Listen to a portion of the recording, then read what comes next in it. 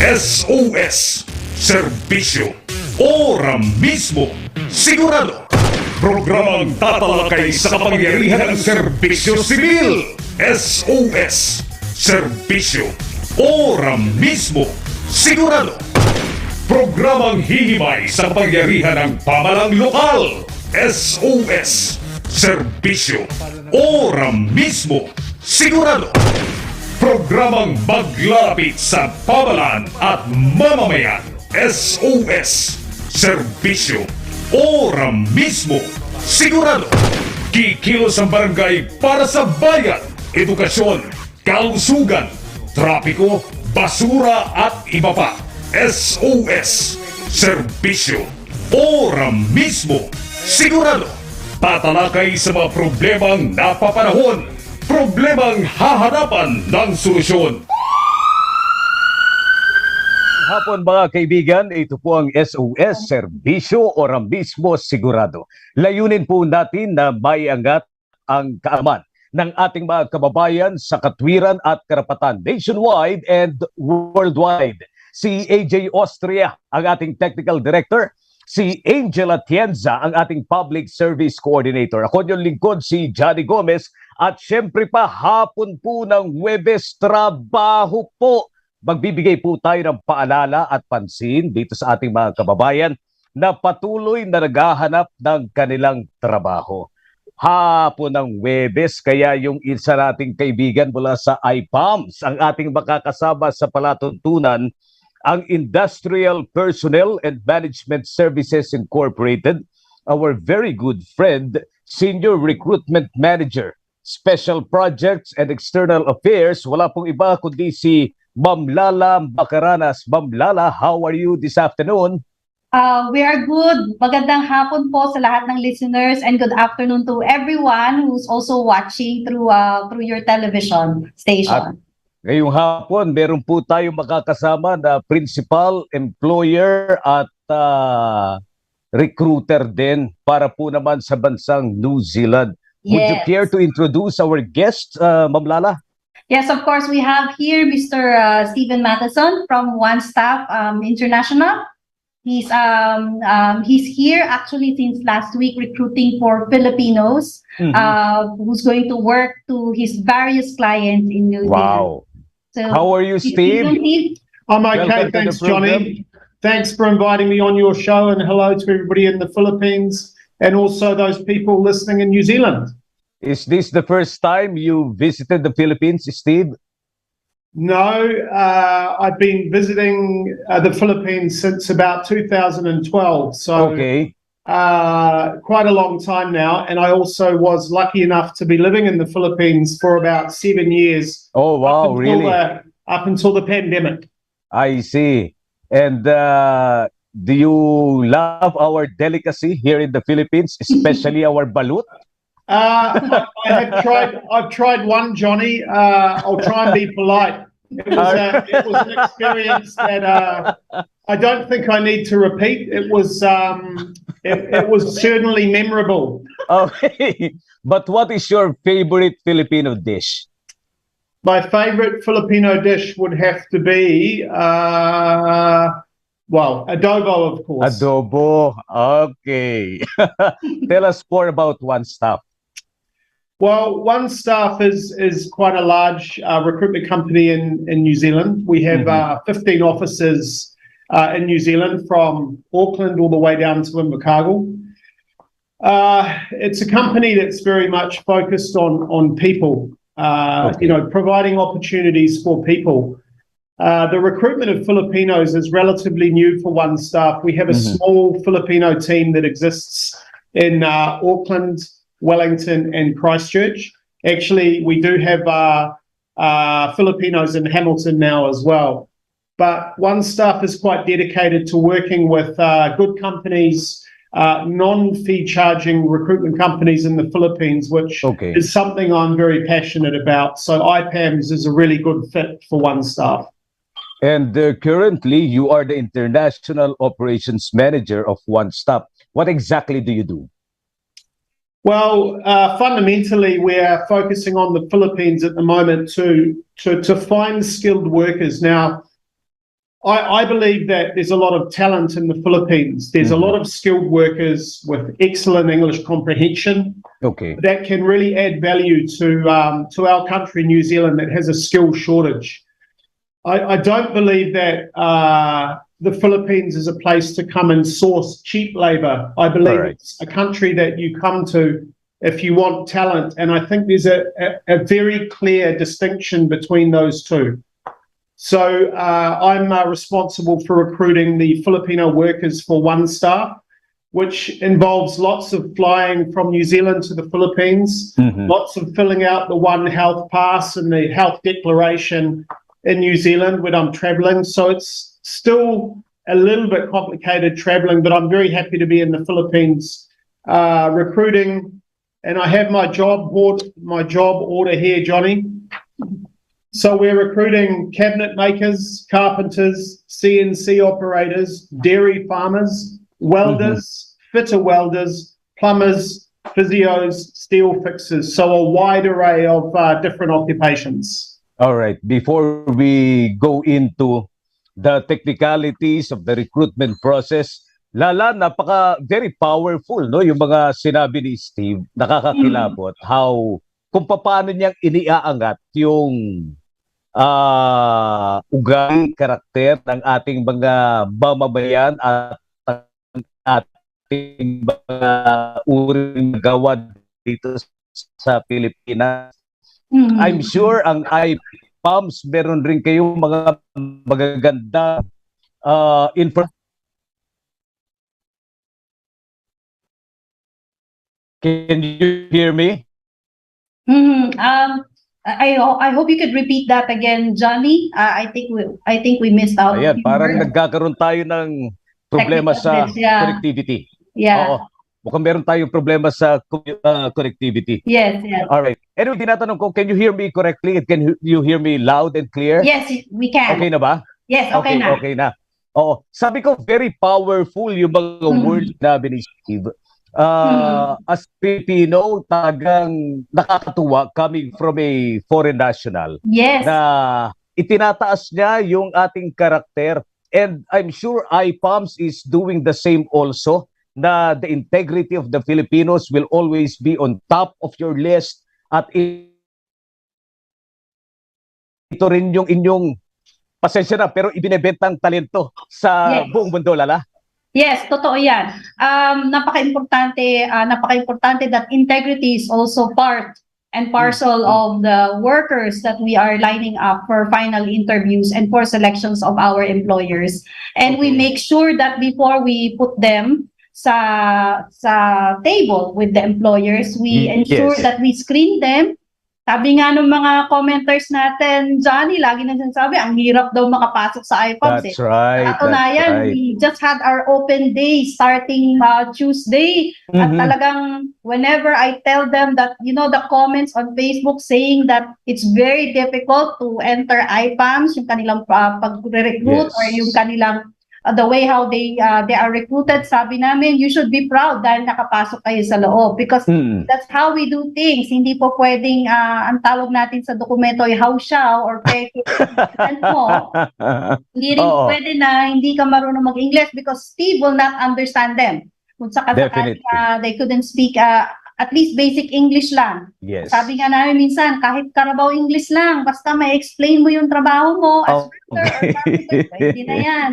And of course, the skills. Kasi kailangan may papatunayan sila na kaya nilang mag-trade test at kaya nila ipakita ang kanilang skills and capabilities with the employer. Chinecheck din namin, gaya ng sinasabi ko last week, di ba? Chinecheck natin yung NBI clearance. Kasi napaka-importante na NBI clearance, especially in New Zealand, where Steve requires an NBI clearance because this is part of the immigration process that we will be conducting for their work permit application. That's the reason why yung mga Pinoy dyan, kung plano nyong mag-abroad, magpakabait kayo.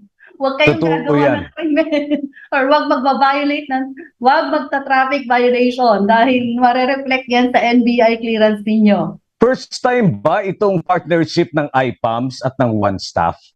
It's the first time. Oh, wow. We've been waiting for Alright. this partnership for a long time already with Steve. Talaga, napakaganda naman. At dito sa palatuntunan natin, unang pinag-uusapan, what a great way to start, no? Itong partnership na ito. Pero aside from IPAMS, I just would like to know, Steve, are there other recruitment agencies you've been trying to, I don't know, consult or recruit Filipino applicants? Johnny, yes. In the past 12 years, I've used a number of different suppliers here in Manila. Okay.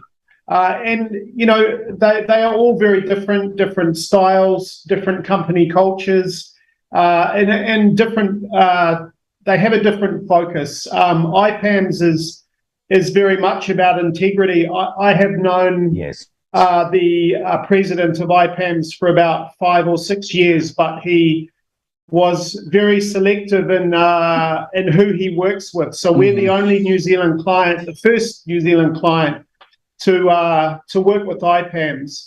The other suppliers we have are also zero fee charging. So for me, I'm okay with working with and consulting with other companies, providing they do not charge placement fees to Filipino workers. That is illegal in New Zealand. So no placement fees should be charged for positions in New Zealand. And how long have you been recruiting Filipino workers for New Zealand, Steve? Coming up 11 years, and it's been a changing environment. 11 years ago, there was many applicants that were suitable for New Zealand. There was an abundance of talent here, but over the years, with the global recruitment market changing and the demand for Filipino workers increasing worldwide, New Zealand is now competing with other countries like Canada, the UK, Australia, even countries like Papua New Guinea or Japan, who also pay Filipino workers a good salary, are now kind of competing with New Zealand for the same types of people. So my job has become a lot harder. But really, on a personal level, I do this for Filipinos, and I like to provide opportunities in my country and invite workers to my country to work. Most succeed, most have a good time in New Zealand and send money home, of course. And just recently, a number of the workers I deployed 10 years ago have become citizens of New Zealand. So this is a massive milestone, and my congratulations goes out to all the New Zealand citizens and permanent residents that I deployed 10 years ago. And are you at liberty to discuss the salary package? Well, sure. I mean, I like to use a ballpark figure of about 120,000 pesos per month. Oh, wow. Give or take. And that does not include free accommodation or free food. And of course, that is a salary that must be taxed by the New Zealand government as well. So it's a very good salary package. That is why we really have to screen and trade test and select candidates with good English comprehension. So it's a bit tough to get into New Zealand, but I think the New Zealand government is doing the right thing by screening and selecting the right types of people to come to our country. Did I hear it correctly, Lala? 120,000 pesos? Yes. Per month. Per month. And that's approximate, no? How do we stop? I'm sorry, Steve, but Lala, how do we stop people, our Filipino applicants, from applying to New Zealand, applying to One Stop? That 120,000 pesos here in the Philippines is already a salary package for not just a middle management position, Lala, am I correct? Yes. Executive level. Executive It's a level. senior management position, right? Yes. So I'd like to play devil's advocate here, Steve. How do we stop? I really kidding aside. Pero Lala, that 120,000 pesos merong corresponding criteria. Of Yes, of course, the course. money is very, very good. The salary package is very, very good. But what Steve is looking, ito yung mga top caliber individuals, yung mga skilled Mm. workers natin. Hindi ba? Yes. Tama ba ako? Yes.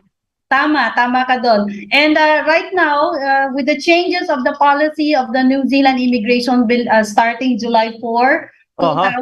2022, before it was very easy to go to New Zealand, believe me. But right now, it's becoming tough. Gaya nga ng sinasabi ni Steve, wherein we have to be very careful with the documentations that we need to present to the immigration. First and foremost, nabanggit ko na kanina yung NBI clearance. Yes. Dapat po no record on file or no criminal record on file. Kapag sila po ay ex-abroad, it would be great if they can also get a foreign police clearance to support yung kanilang naging stay sa mga trabaho nila abroad, stating the fact na wala talaga silang record. Okay. Another thing ngayon na sini-check talaga namin is that yung mga kumpanya, kung saan sila nagtrabaho, dapat meron siyang existing na websites. Kasi ang immigration office of New Zealand checks the validity of the companies where they work. That's the reason why it's very crucial for us that yung pinipresent nilang certificate of employment kailangan legitimate, at the same time galing sila sa mga kumpanya na talagang nag-e-exist. Let's say kagaya ayoko magbanggit ng mga names. Alam mo na yung mga construction companies na malalaki. Definitely may websites yung mga yan. Also, yung mga nag-work abroad, kagaya ng mga galing sa mga Japan, Saudi Arabia, UAE, well, nahasa na nila yung skills nila na nasa ibang bansa sila. This is also the best time. Basta magpapakabait sila sa lugar na pinagtrabaho na nila noon, tapusin nila yung kontrata nila para magkaroon sila ng certificate of employment na maayos. I'd like to go one back, of the things that New Zealand would like to see. Okay, I'd like to go back to that NBI clearance. Yung iba kasi lala, ang sinasabi, that's just part of the requirement. Pero coming from one staff na they really are requiring all applicants to present and make sure that the NBI clearances are updated. Ibig lang sabihin nito, they trust our system. Yes. Hindi ba? This is one good example of parang ano ito parang government to government, katulad yan, business to business approach na we are really trying one main objective, and that is to come up with good partners, no? Itong ating mga skilled workers, the workers and the companies they are going to be part of sa pamamagitan ng one staff, Lala. Yes. Napaka-importante talaga because NBI represents as parang foreign police clearance sa ibang bansa. So instead of meron tayong tinatawag na police clearance sa bawat munisipyo o bawat sangka. But then again, it only represents you in your area. Let's say Quezon City. You need to take a foreign police clearance in Quezon City. It only represents you staying in Quezon City. Correct. Whereas NBI clearance, it represents you nationwide. That's right. So it means to say whether your crimes are committed in Quezon City or in Mindanao, if you have a record, it will be reflected the NBI clearance. That's the reason why it's very important. Pero bago natin balikan si Steve at alamin yung mga openings ng one staff sa New Zealand, Lala, muli mong paalalahanan yung ating mga kababayan. Paulit-ulit yung nagtatanong, meron bang IPAMS dito sa ganitong lugar? Meron bang representatives ang IPAMS na nag-a-attend at nagre-recruit ng ating mga employees across the country? This is, palagay ko, the right opportunity again for IPAMS to ayusin itong mga maling impormasyon na ito. Go ahead, ma'am. Sige.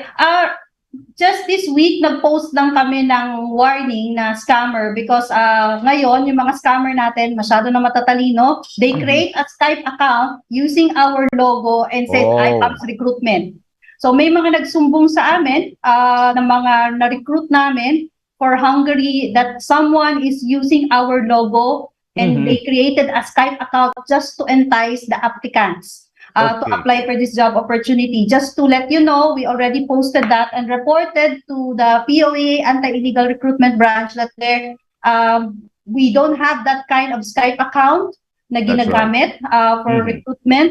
We will only connect via Skype if you already submitted your applications through us, and our Okay. recruiters definitely will introduce themselves as one of the representatives of IPAMS to speak to them, to make sure that they are prepared for the final interviews with the employers. Now, as well as for other platforms, wala po kaming TikTok. Okay, because there is this one person, we talked about this last week, Gracie Quinto created a TikTok platform Okay. promoting that she's an IPAMS agent. Wala pong agent ang IPAMS Walang TikTok, nationwide. walang Wala po. TikTok. Wala ang Okay. TikTok. Wala pa kaming TikTok, pero Wala malapit pa. na. Wala pang Malapit na kami TikTok. magka-TikTok. Oo, dahil hinahanap nila kami sa TikTok. Ayan. Baka magkaroon Wala. na kami ng TikTok. Alright. So, Sige, balikan wala natin rin wala po kami Yes, go ahead. Gaya ng Walang sinasabi agent. niyo po, kung sakali kami magre-recruit sa mga probinsya, ini-invite po kami ng gobyerno ng mga PESO, Public Employment Service Office, sa mga job fair, at kami po mismo ang pumupunta doon para po mag-recruit ng mga job opportunities namin. Wala po kaming agent na pakalat-kalat po nationwide. Kung kami po ay may very well permit, said. opo, pag kami po ay may permit, saka lang po kami pupunta sa probinsya nyo para mag-recruit. Even Steve, if you would like to recruit, let's say in Batangas or in Iloilo or in Davao, we have to get a permit for him to come over and be interviewed. You have to be proactive.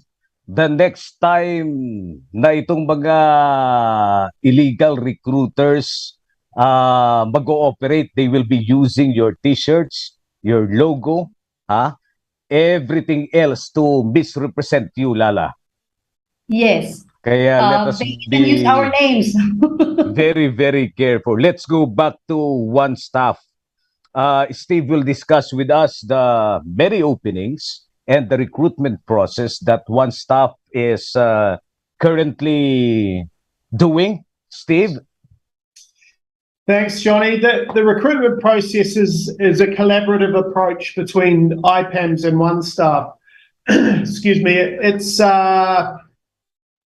We have to cooperate to get the best results. So we rely on IPAMS to go through the manpower pooling, the resume screening, and then setting up interviews for usually myself or one of the team. In the interview, we can assess English comprehension. It's not really tough, the interviews. But if they can understand my funny accent and can understand me, then they can proceed to the technical assessment. Okay. You can't always judge how skilled a worker is, or even how experienced a worker is, or how good a worker is at their particular job. So we prefer to move to technical assessments so we can see it for ourselves. So we fly specialists to the Philippines, depending on what we're recruiting for, and we conduct technical assessments so we can be absolutely sure that the skills that are on the candidate's resume are accurate. And then we have the most challenging part, which is to go through the paperwork, to verify the paperwork. And this is something that is very frustrating for the applicants and very difficult for the IPANS team, because they're really putting the jigsaw together piece by piece. Right. And it is quite tough, New Zealand, the requirements. But as I said, the salary is it's attractive for most people in the Philippines. Very attractive. It looks like What Johnny particular would like- position? Yeah, John, Yes, it go looks ahead. like you would like, it's John, it looks like you would like to ask if they are in need of a broadcaster now, huh? I'm going to PM Steve. Yeah, sure, Just sure, kidding. absolutely. But what particular positions are you trying to fill, Steve? At the moment, we're after welder fabricators, fitter welders, CNC operators, concrete technicians, concrete pump operators, mostly involved in construction, Okay. industrial manufacturing type industries. We also have plans in the future to move into other industries such as agriculture, horticulture, and also IT. So we have a step-by-step approach to this. Yeah. We of course are not just involved in the recruitment, Johnny, of Filipino workers. We must make sure that they are successful, happy, and well supported when they arrive in New Zealand. Because my respect goes out to any OFW that leaves their family for 2 to 5, 7, 8 years. They get my maximum respect because they are really working for the sole purpose of supporting their families and sending money home. Money that goes into children's education, healthcare for elderly relatives, and the money is well spent when it flows from New Zealand to the Philippines. And I have seen many of my workers who have built houses with the money they earned in New Zealand and have really benefited their families. So this is what I'm very passionate about, is That's right. providing opportunities in New Zealand for Filipinos. Very well said. Ma'am Lala, napakaganda ha. Dahil yung pagiging employer ng one staff ay hindi nagsisimula at nagtatapos dun sa employment process, pati dun sa may livelihood component, and one way or the other, parang they make sure na right path yung dinadaanan itong kanilang mga hires, Ma'am Lala? Yes, tama po yan. And with the various clients na ino-offer ni One Staff, talagang One Staff makes sure that they will get the best employers who will also take care of our OFWs. Ang IPAMS ay you are part of the screening, initial screening. Ano yung particular na hinahanap ninyo sa ating mga manggagawa para ma-forward naman yung kanilang mga CV sa One Staff?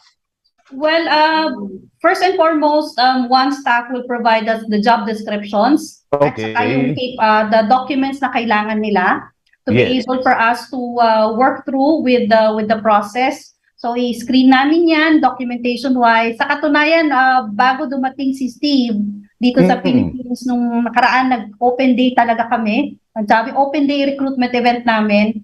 Talagang in-invite namin yung mga welders, yung mga machinists, mga yan, para lang ma-check namin yung kanilang credentials. Kasi lahat naman ng Pinoy skilled. Ang magiging concern lang talaga natin dyan is the documentation part na kailangan na isubmit ni One Staff sa kanilang gobyerno para sila ay i-grant ng work permit at residency visa kung sakaling habang sila ay temporarily na maninirahan sa New Zealand para magtrabaho. So ganun ka-crucial. So pagkatapos nun, if papasa sila sa IPAMS base sa binigay na screening process ng One Staff, One Staff will also review yung kanilang mga profiles at sila ang mag-shortlist kung sino ang inimbita nila dito sa Philippines.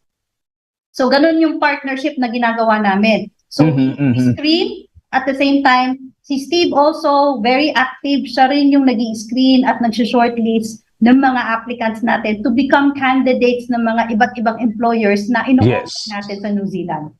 Pero first time itong partnership, Lala, no? Ngayon pa lang kayo sasabak dito sa One Staff. How confident are you na One Staff is the right ano bang tawag natin dyan? Parang recruitment, your counterpart in the recruitment process. At paano tayo makasisiguro na yung ating mga kababayan ay tama itong kanilang pag-a-applyan?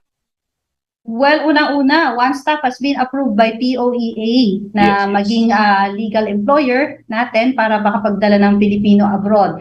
And every time, we're very, very transparent and very open si Steve. Every time that we discuss about sweldo, pag nakikita namin na, uy Steve, medyo itong ganitong skills, it's not the salary. Pinagpapawisan na naman ako, sweldo na naman eh. So, kumbaga, we work every time you together. talk about salary, Yeah, we talk about every time you salary. talk about salary, and that 120,000 pesos, I don't know, I get emotional. Hindi lang nagpapawisan, parang naiiyak na ako, Lala. Well, yun ang offer nila. What can we say? That's the salary offer na ibinibigay ng New Zealand, and making sure lang na talagang we will be providing the best candidates and best employees for these different employers natin. And sinasabi nga natin na kailangan hindi lang right skills, pati right documentation. Napaka-importante kasi niyan eh. Right documentation, at the same time, yung talagang kanilang passion and dedication nila na sila ay magtatrabaho abroad for their family. And then also, if they would like to stay in New Zealand for good, that is possible, right, Steve? It's possible? Anything's possible, Johnny. Even you working in New Zealand one day, mate. You never know. Wow. 120,000 pesos monthly. Johnny, we can lower it if you want. If you want less, then we can arrange that. Wow. There are possible applicants chatting with us right now, Lala. Okay. Si Harviv Sibayan applying for meat cutter. Meron daw ba? Is there a position for, I don't know, kung paano ito, meat cutter? Meat cutter butchers, will there be a possibility? We only have certain approved positions. That is changing. As I said before, we can add to our job order over time. But as you can appreciate, we can't recruit for every position in New Zealand. So we have an approved job order with the POEA, and if we want to add other positions in the future, so butchers, etc., we will look into that. But at the moment, we do not have positions like that on our job order. Okay. I think this question is for you, Lala. How to apply daw po? Although sa New Zealand yung kanyang tinutukoy. Pero can you please walk us through how can candidates apply to IPAMS and possibly one staff, Lala? Okay, we have three options on how they can apply to us. Number one, of course, we've been posting our job opportunities for New Zealand, one stop to our website, www.ipams.com. Just go to the job seeker section and type one stop or New Zealand. Okay. Number two is they can also apply through our mobile app. They can download our mobile app, IPAMS mobile app, for free via Apple Store or Google Play Store, and apply. And then number three, also we publish the email address. We have an email address dedicated to one stop, that is nc@ipams.com, wherein they can submit, they can apply, they can send their CV, resume, they can also submit their passports, NBI clearance, and other credentials for us to review. If there of course, all of these are digital copies, right? Yes, digital copies. They can also come in the office. We have a CV drop-off program wherein they can just leave yung kanilang CV sa aming office, and we review that. We review that at the end of the day. That's one of the questions that Steve was asking. Are you still not paperless? And I told Steve that when in the Philippines, you know, the Filipinos, they still come here, submit their CVs, and all we have to do is review them every day. Yeah. Imagine mo, every day, ganyang karaming CVs. Correct. Ang namin, minsan mataas. And we really have to screen them and see if they have a job opportunity for New Zealand and for other countries as well. Okay. But definitely, we are trying to be more proactive, less paper siguro, Lala, no? More of the digital copy. I don't know. Pero hindi ba? hindi natin masasabi kung less paper because at the end of the day, lagi namin sinasabi na how you present your CV, it must have a job description, tama yung information, contact information to be able for us to contact you right away. It's like, you know, the CV is like they're selling they're selling point di ba? Parang ikaw, pag nagbebenta ka ng product mo, paano mo ma-represent na masarap yung adobo mo? Papatikin mo yung adobo. Nandun mismo. So, ganun din yung CV. Correct. All right. This question is for Steve. Coming from Angel, my coordinator, are you still single? I think this I is an think- opportune moment, Johnny, for me to give a shout out to my wife in New Zealand. All right. Hi, Bridget. I hope you're missing me a lot, and I'll be home soon. Okay. Yes, no, many years ago, Johnny, I was single, but no, I'm happily married. But thanks, Angel. All right. I'm reading the comments verbatim.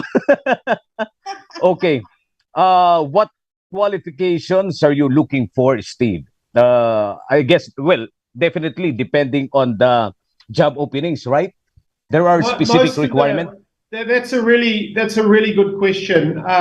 Most of the positions we are recruiting for, there is no formal trade qualification or Okay. qualification. It's qualified by experience. So very quickly, 3 years of relevant experience, plus we require 1 year of overseas experience abroad. So one year is sufficient. And this is simply that we need to know that the workers can acclimate into New Zealand and adjust to a different climate, a different culture, driving on the other side of the road. We drive on the left-hand side of the road. So there's a lot of skills that overseas workers pick up when they travel abroad and work abroad that we look for in a candidate. So 3 years, and one of those 3 years needs to be abroad in any country. And of course, all the experience needs to be relevant to the position that they're applying for. Yes, and also in addition to that one, the minimum education requirement should be at least high school graduate Okay. or ALS certified. Di ba? Pinopromote natin Yes, yes. ALS Oo. certification sa mga hindi nagtapos ng high school because they decided to work early. We have this program called Alternative Learning System, wherein it's like an equivalent to secondary education. We encourage all aspiring OFWs, if you did not finish your high school education, approach DepEd, look for an ALS program, and get your certification. Definitely, that will be an equivalent to a high school diploma, which is an initial educational requirement for New Zealand application. Alam po ninyo, I really would want to commend IPAMS, no, for this information. Dahil hindi naiintindihan ng ilan nating mga kababayan how important education is. All right? But through IPAMS and the information and education campaign of this company, nagkakaroon tayo ng idea na importante pala ito kahit yung ALS. Kaninang umaga, I had opportunity to talk with Attorney Michael Poa, the spokesman of the Department of Education. Marami kaming mga topics na napag-usapan, but I forgot to ask him about ALS. One very good topic na madalas nakakaligtaan natin, Ma'am Lala. So, Yes. bahagi ba ito talaga ng inyong day-to-day operations that you really would want to push for Filipinos to get educated at yung iba kulang sa documentation to enroll in ALS dahil ito yung counterpart ng high school? Yes, we encourage them to take their ALS certification whether they are already 30 years old, 40 years old, if they really would like to work abroad. Another thing that we are pushing, Johnny, is that they have libre ang TESDA. Libre ang training ng TESDA. All they have to do is to attend. Ngayon, kung high school undergraduate sila, they have to check with TESDA. Kasi alam ko ang TESDA, ang nire-require is high school graduate. Yes. Okay? Pero hindi ko lang alam kung may mga qualifications ang TESDA na kahit hindi high school graduate, pwede mag-take ng course. Pero alam ko, dapat high school graduate. So, mag-ALS sila, and then gusto nilang ma-enhance yung skills nila, to become the best worker, they have to take the TESDA certification, that's Technical Education and Skills Development Authorities, a government program for vocational courses. So, you see, Johnny, hindi lang mga college degree ang nakakapag-abroad. Sa totoo lang, mas marami pa rin nakakapag-abroad ng skill. Yeah. Kasi syempre hindi naman lahat ng Pinoy, pamilyang Pinoy ay nakaka-afford magbayad ng college. At hindi lahat ng Pilipino gusto ring magkolehiyo minsan. Sasabihin nila, mas gusto ko na lang kumuha ng skilled or vocational position. Why not? Hindi siya degrading sa mga kababayan natin dyan, lalo na yung mga magulang na ay, wala akong pang college education ng anak ko, hindi rin pwede mag-scholar. Punta kayo sa TESDA. Libre ang education ng TESDA. Attend lang kayo at tiyaga para makapag-afford. With that, we also would want to commend and give thanks to One Staff, no, through Steve, because of these numerous job opportunities. What they are trying to offer is a one-stop shop for numerous opportunities being provided by One Staff. But New Zealand, especially the employers of New Zealand, is different from other countries. Are there red flags that we Filipinos, especially the applicants, need to be reminded of, Steve? I think the applicants for New Zealand have to be aware that they don't need to pay for their jobs in New Zealand. Okay. There is no need to pay placement fees, deployment fees, or admin fees to agencies for a job in New Zealand. I think that is probably the biggest red flag. Unfortunately, workers sometimes select the wrong type of agencies to apply through. I have always, for the last 12 years, only worked with non-fee charging agencies.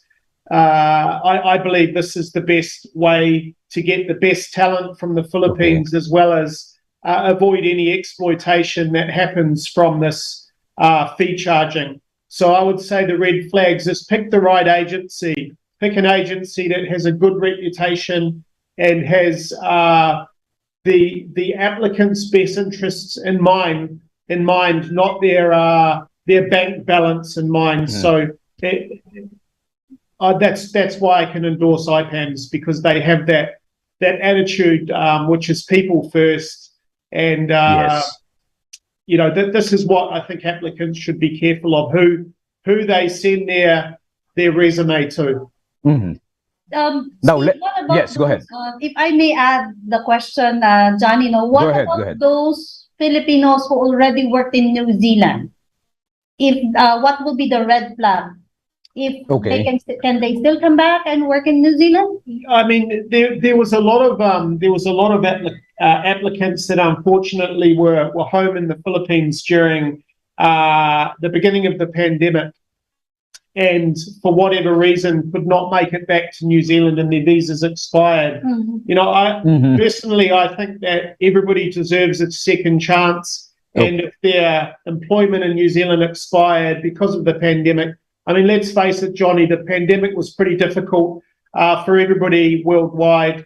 I was in the Philippines during the beginning of the pandemic, and it took my wife and I 6 months to get back to New Zealand.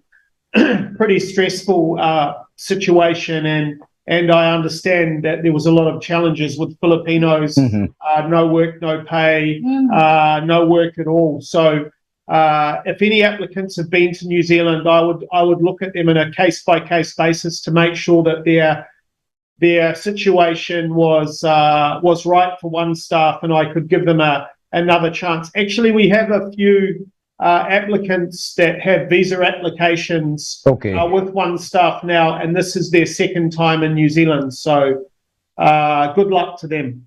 Very good. And how many successful hires are you looking at, Steve? Are you in the final stage of the interview? Final interview? We have. I can give a shout out, Johnny, if I may. Go ahead. So shout out to my Filipino applicants that are currently going through their visa process.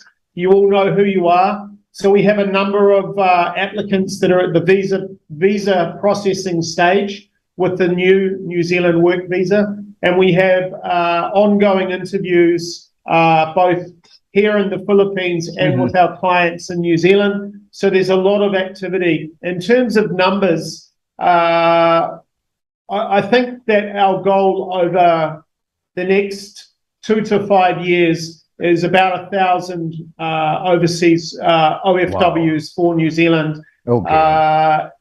It's baby steps at the moment. The world is still not normal. It's quite difficult to fly. There's limited flights. We hope that 2023 things are a bit easier, but the goal is about 1,000 Filipino OFWs within the next 2 to 5 years.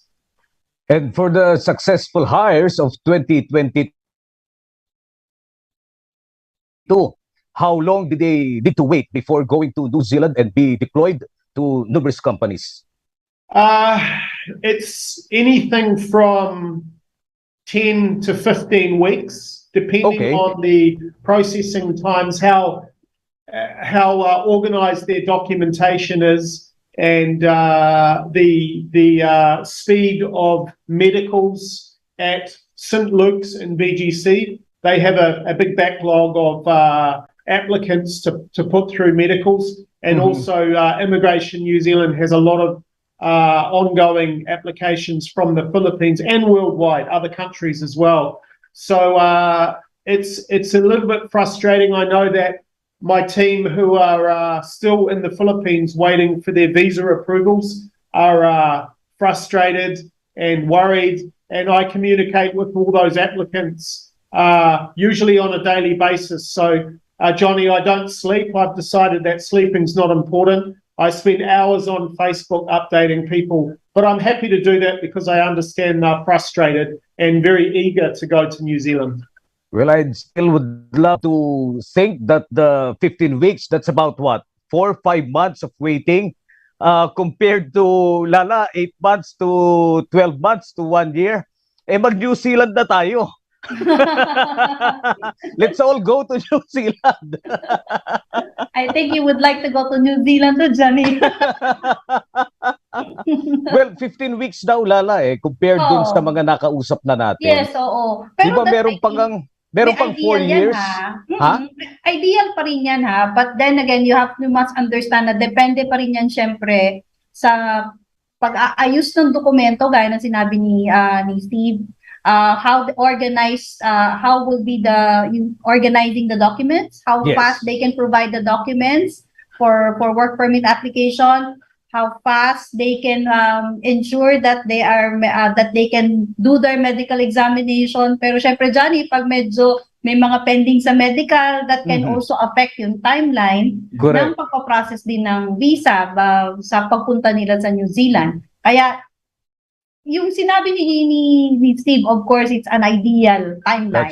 That's right. Pero beyond control natin minsan kasi, lalo na yung medical examination. But the good thing is, these applicants are in good hands, no?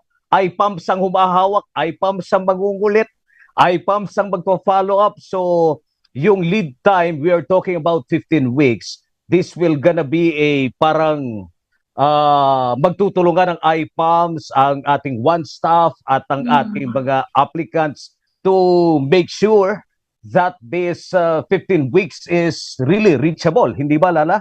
Oo. Kaya nga, di ba? Sabi ko nga sa mga misis dyan, na yung mga asawa nagtataka. Ito na naman tayo sa mga misis.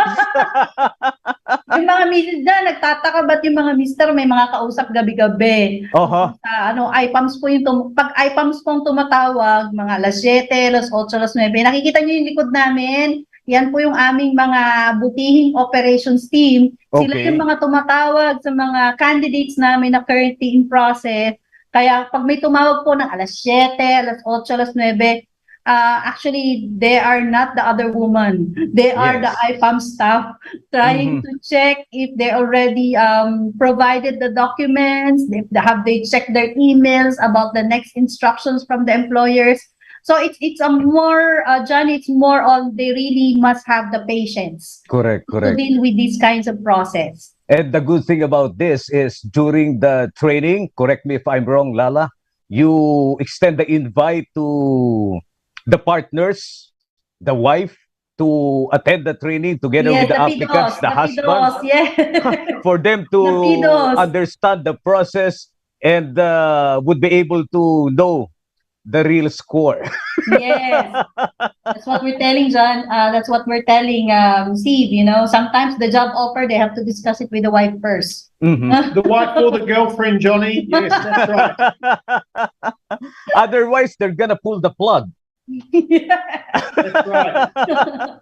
Alright, halos wala na po tayong oras mga kaibigan. No? Bigyan natin ng pagkakataon si Steve na muling imbitahan ang ating mga aplikante. At kailan Lala ang final interview? Meron na bang schedule muna? Actually, ongoing ang mga final interviews ni Steve. Dala nang nag-interview na siya last week. Kung sino yung na-shortlist niya is ongoing yung mga interviews with the employers. But then again, Steve will come here on a monthly basis. Are we talking about monthly basis? Wow, very good. To do recruitment with us. We can also submit to him mga CVs online via email and for him to check if he can interview them online. That's the Okay. reason why we advise all Filipinos to learn how to use video apps para sa mga interview schedules like Skype, Zoom, MS Teams, or Google Meet. Kailangan marunong ang mga aplikante natin yan.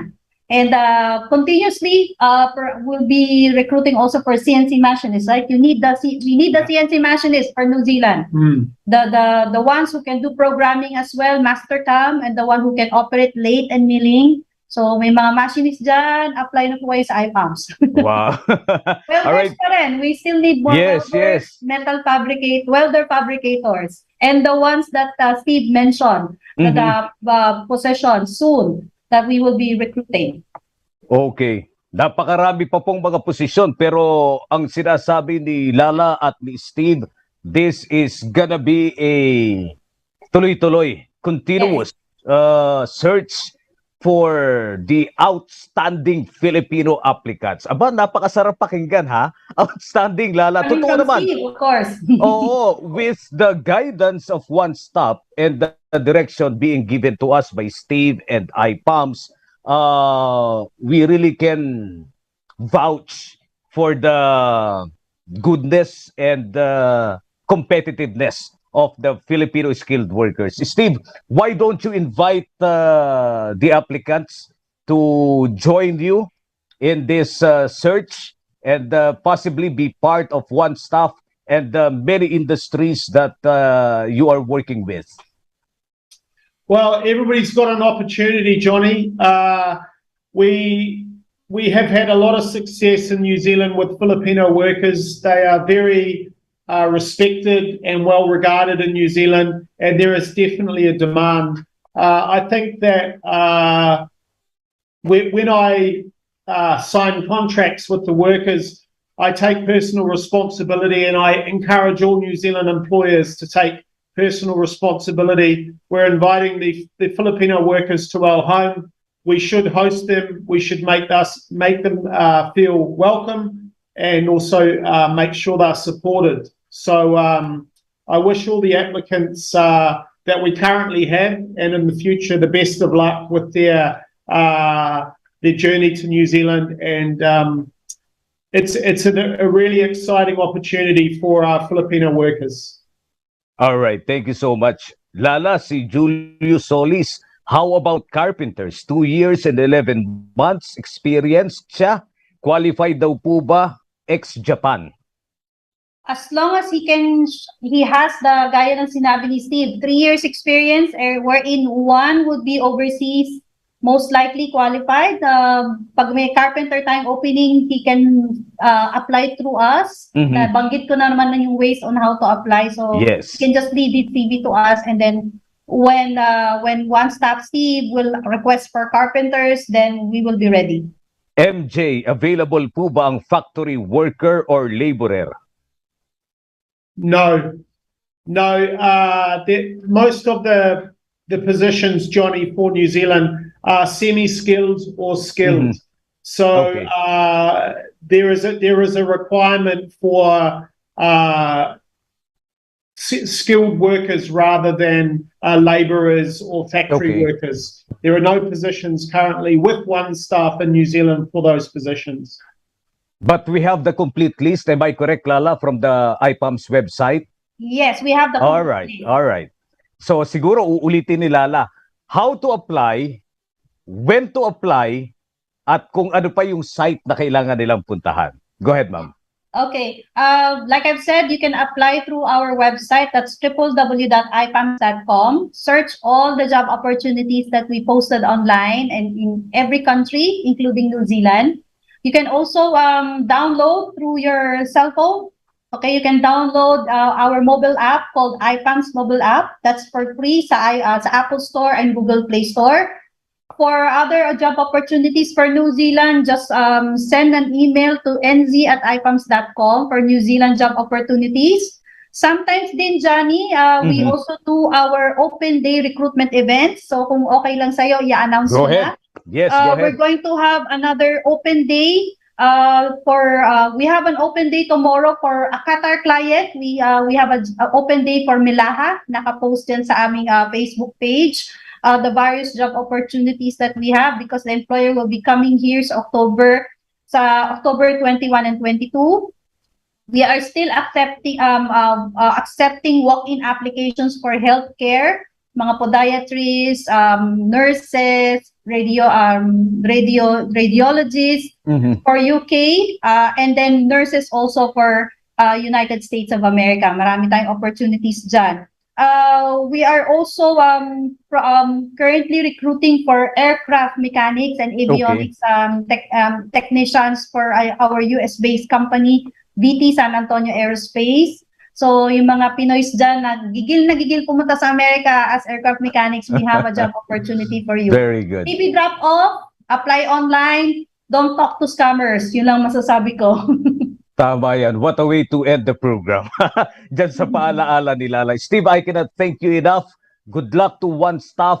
Good luck to all Filipino applicants. At iisa po yung ating panalangin kasama ko ang IPAMS na magkaroon po ng magandang buhay ang ating mga Filipino aplikante, local man o abroad. Wala na po tayong oras. Nakasama natin ang One Staff.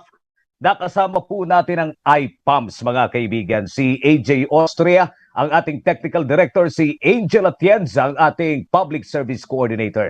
Ako yung lingkod, si Johnny Gomez, pansamantala. Bye-bye. SOS Serbisyo Ora-Mismo Sigurado. Programang tatalakay sa kapangyarihan ng serbisyo sibil. SOS Serbisyo Ora-Mismo Sigurado. Programang hihimay sa kapangyarihan ng pamalang lokal. SOS Serbisyo Ora-Mismo Sigurado. Programang maglalapit sa pamalan at mamamayan. SOS Serbisyo Ora-Mismo Sigurado. Kikilos ang barangay para sa bayan. Edukasyon, kalusugan, trapiko, basura at iba pa. SOS Serbisyo Ora-Mismo Sigurado. Tatalakay sa mga problemang napapanahon, problemang hahanapan ng solusyon.